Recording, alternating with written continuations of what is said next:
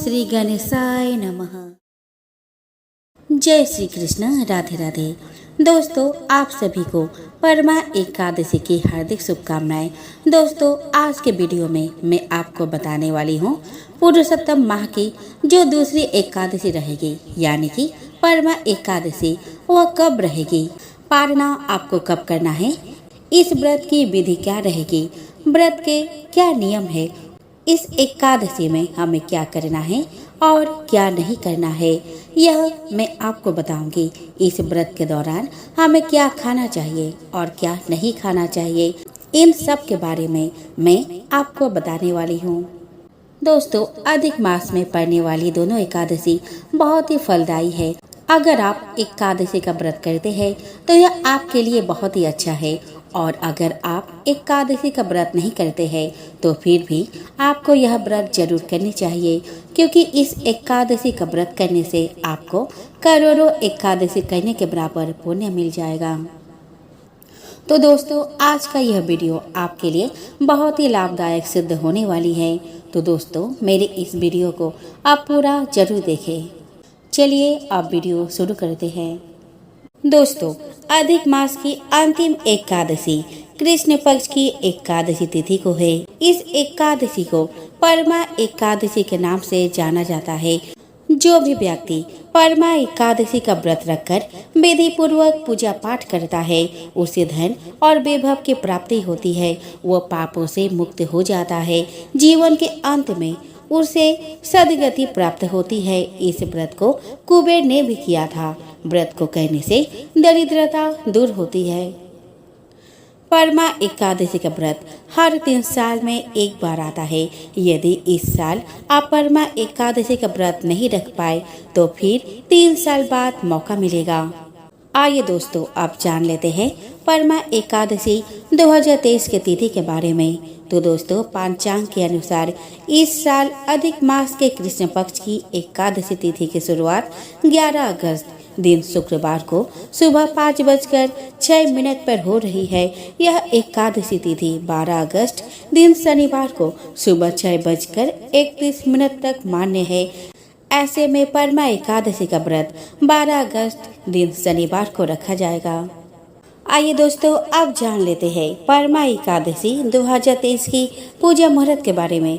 तो दोस्तों, 12 अगस्त को परमा एकादशी की पूजा का शुभ मुहूर्त सुबह 7:28 से सुबह 9:07 तक है। इस समय में आपको भगवान विष्णु की पूजा कर लेनी चाहिए। इस दिन परमा एकादशी पूजा के लिए 2 घंटे से कम का समय है। आइए दोस्तों, अब जान लेते हैं परमा एकादशी 2023 पारण का समय के बारे में। तो दोस्तों, जो लोग परमा एकादशी का व्रत रखेंगे वे 13 अगस्त दिन रविवार को सुबह 5:49 से सुबह 8:19 के मध्य पारण कर सकते हैं। उस दिन द्वादशी तिथि का समापन सुबह 8:19 पर हो रहा है। द्वादशी तिथि के समापन से पूर्व एकादशी व्रत का पारण कर लेना चाहिए। दोस्तों, 12 अगस्त 2023 को चंद्र उदय का समय रहेगा 6:05 AM पर और सूर्यास्त जाएगा 6:58 PM पर। राहु काल का समय रहेगा 9:18 AM से 10:55 AM तक। ब्रह्म मुहूर्त का समय रहेगा 4:29 AM से 5:17 AM तक। आइए दोस्तों, अब देखते हैं परमा एकादशी व्रत का महत्व के बारे में। तो दोस्तों, यदि आप धन संकट से गुजर रहे हैं या दरिद्रता से परेशान है तो आपको परमा एकादशी का व्रत करना चाहिए। इस व्रत को करने से धन संपत्ति की प्राप्ति होगी, जीवन में आर्थिक संपन्नता आएगी। परमा एकादशी के दिन व्रत रखकर भगवान विष्णु की पूजा करते हैं ताकि उनकी कृपा से दुख दूर हो और पुण्य मिले। उनके आशीर्वाद से व्यक्ति को मोक्ष की प्राप्ति होती है। अधिक मास के देव भगवान विष्णु है और परमा एकादशी को उनकी ही पूजा होती है। ऐसे में परमा एकादशी का व्रत सभी सुखों को देने वाला है। आइए दोस्तों, अब जानते हैं परमा एकादशी व्रत पूजा विधि के बारे में। तो दोस्तों, इस एकादशी व्रत की विधि कठिन है। इस व्रत में 5 दिनों तक पंचरात्रि व्रत किया जाता है, जिसमें एकादशी से अमावस्या तक जल का त्याग किया जाता है। केवल भगवत चरणामृत लिया जाता है। इस पंचरात्र का भारी पुण्य और फल होता है। परमा एकादशी व्रत की पूजा विधि इस प्रकार है। इस दिन प्रातः काल स्नान के उपरांत भगवान विष्णु के समक्ष बैठकर हाथ में जल व फल लेकर संकल्प करना चाहिए। इसके पश्चात भगवान का पूजन करना चाहिए। इसके बाद 5 दिनों तक श्री विष्णु का स्मरण करते हुए व्रत का पालन करना चाहिए। 5वें दिन ब्राह्मण को भोजन करवाकर दान दक्षिणा सहित विदा करने के बाद व्रती को स्वयं भोजन करना चाहिए। हिंदू पंचांग की 11वीं तिथि को एकादशी कहते हैं। ये तिथि मास में 2 बार आती है। पूर्णिमा में उपरांत कृष्ण पक्ष की एकादशी और अमावस्या के उपरांत शुक्ल पक्ष की एकादशी। इन दोनों प्रकार की एकादशियों का हिंदू धर्म में बहुत महत्व है। एकादशी के दिन व्रत रखना बहुत शुभ माना जाता है। इस दिन अन्न का निषेध होता है, विशेषकर चावल का। जो लोग व्रत नहीं भी रखते हैं, उन्हें भी इस दिन चावल नहीं खाने चाहिए। दोस्तों, आज इस वीडियो के माध्यम से हम आपको एकादशी व्रत में किए जाने वाले भोजन के विषय में जानकारी देने का कोशिश कर रहे हैं। दोस्तों, पहले मैं आपको बताना चाहती हूँ कि एकादशी के कितने प्रकार हैं। आप कितने तरह से एकादशी व्रत को कर सकते हैं। भक्त अपने इच्छा शक्ति और शारीरिक शक्ति के अनुसार संकल्प के दौरान एकादशी उपवास के प्रकार का फैसला कर सकते हैं। धार्मिक ग्रंथों में 4 प्रकार के एकादशी व्रत का उल्लेख किया गया है। पहला है निर्जला व्रत। इस प्रकार के व्रत में जल भी ग्रहण नहीं किया जाता है। अधिकांश भक्त निर्जला एकादशी के दौरान इस उपवास को करते हैं। हालांकि भक्त सभी एकादशी उपवास प्रकार कर सकते हैं, पर क्योंकि निर्जला व्रत अत्यंत कठिन होता है, अतः इस व्रत को सामान्य गृहस्थ लोगों को नहीं रखना चाहिए। जिन लोगों को किसी भी प्रकार का रोग है, उन्हें निर्जल व्रत नहीं रखना चाहिए। दूसरा है खीर भोजी।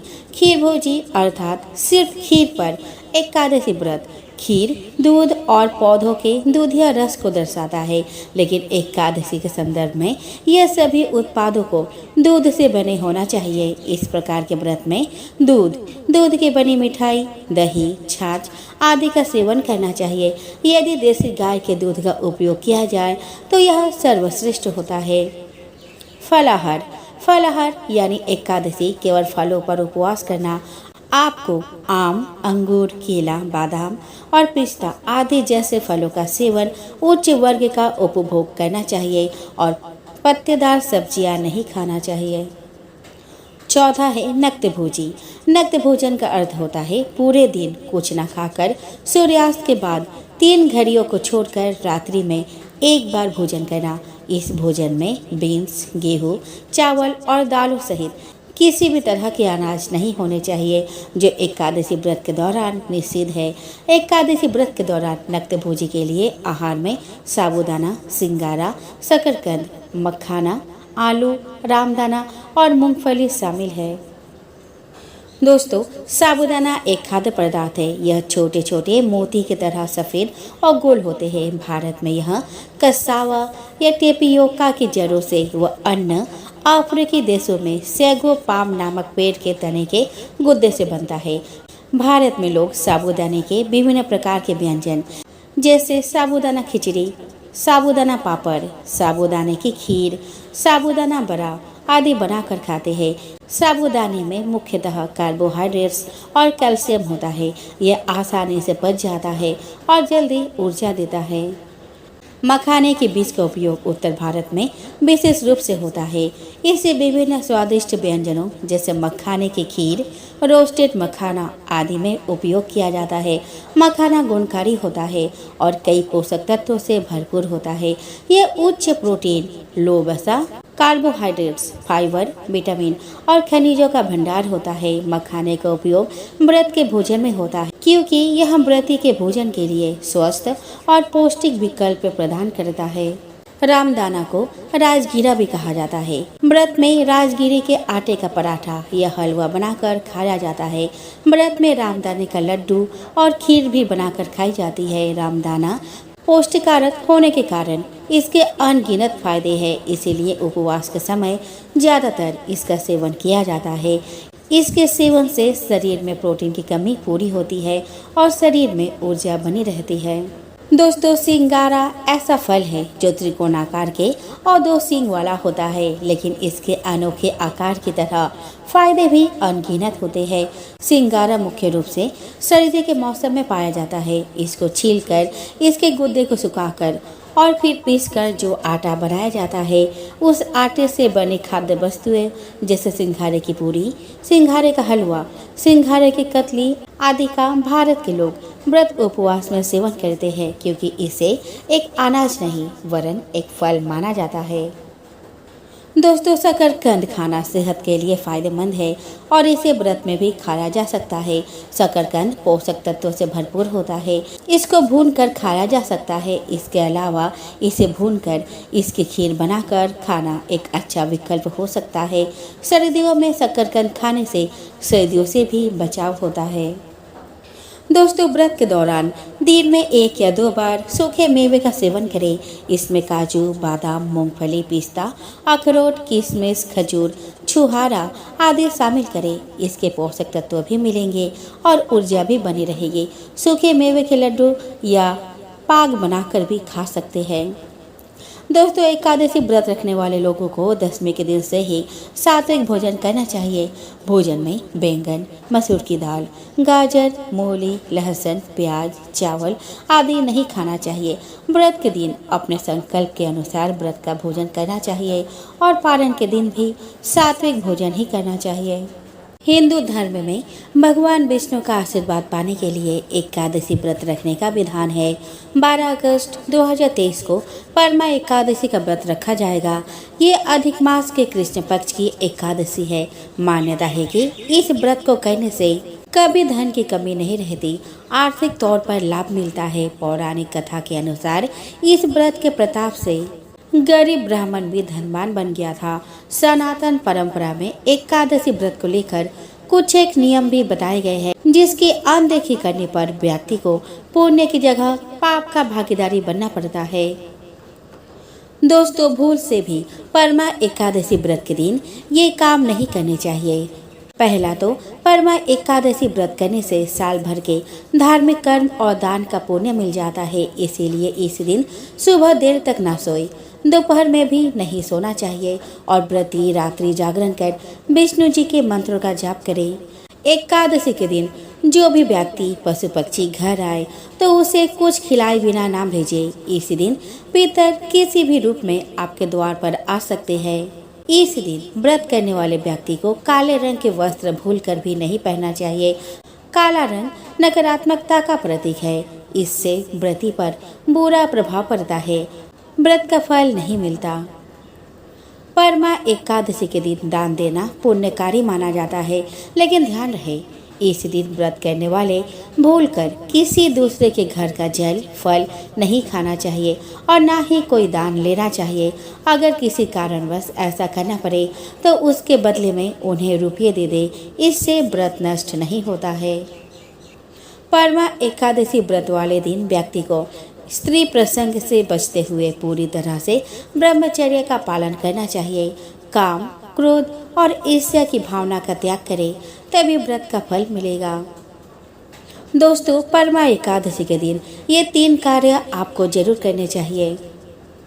परमा एकादशी का व्रत 3 साल में 1 बार आता है। ऐसे में इसका पूर्ण लाभ लेना चाहते हैं तो इस दिन विष्णु जी का पंचामृत केसर मिश्र जल से अभिषेक करें, तुलसी दल चढ़ाए और कथा का श्रवण करें। परमा एकादशी व्रत के दिन व्रत गीता का पाठ करना सबसे शुभ माना जाता है। मान्यता है कि इससे अधिक तंगी दूर होती है, मानसिक तनाव से मुक्ति मिलती है। एकादशी के दिन पीपल की पूजा जरूर करें। इस दिन पीपल में लक्ष्मी नारायण का वास होता है। 7 परिक्रमा करते हुए पीपल में कच्चा सूत लपेटे और परिवार की खुशहाली, संतान सुख की कामना करें। दोस्तों, ये उपाय बहुत ही कारगर है। दोस्तों, हिंदू धर्म में तुलसी के पौधे का विशेष महत्व है। यह पूजनीय और पवित्र पौधा माना गया है, जो कि लगभग हर घर के आंगन में लगा होता है। घर पर हरा भरा तुलसी का पौधा पवित्रता और समृद्धि का प्रतीक है। हिंदू धर्म में तुलसी के पौधे को तीर्थ स्थान के समान मानकर इसकी पूजा और परिक्रमा करने का विधान है। साथ ही कई धार्मिक अनुष्ठानों में भी तुलसी की पत्तियों का प्रयोग किया जाता है। भगवान विष्णु और श्री कृष्ण की पूजा तो तुलसी अर्पित किए बिना अधूरी मानी जाती है। तुलसी पत्ते से किए गए व्रत, यज्ञ, जप, होम और हवन से पुण्य फल की प्राप्ति होती है। पुराणों में तुलसी की पत्तियों को तोड़ने के कुछ नियमों के बारे में बताया गया है। यदि आप किसी भी दिन और समय में तुलसी की पत्तियां तोड़ लेते हैं तो इससे घर में दुर्भाग्य आ सकता है। तो दोस्तों, मैं इस वीडियो में आपको तुलसी के पत्ते तोड़ने के नियम और मंत्रों के बारे में बताने की कोशिश करूंगी। दोस्तों, एकादशी का दिन भगवान विष्णु जी के पूजा के लिए समर्पित होता है। भगवान विष्णु को तुलसी अत्यंत प्रिय होती है। इसके बिना विष्णु जी की कोई भी पूजा अधूरी मानी जाती है। लेकिन एकादशी को आप तुलसी पत्ते नहीं तोड़े। एकादशी के दिन चढ़ाने के लिए आप एक दिन पहले 10वीं तिथि को ही तुलसी पत्ते तोड़ कर रखें। गंगा जल के समान तुलसी की पत्तियां भी बासी नहीं होती और पवित्र रहती है। दोस्तों, एकादशी के साथ ही रविवार, चंद्र ग्रहण और सूर्य ग्रहण के दिन भी तुलसी के पत्ते नहीं तोड़ने चाहिए।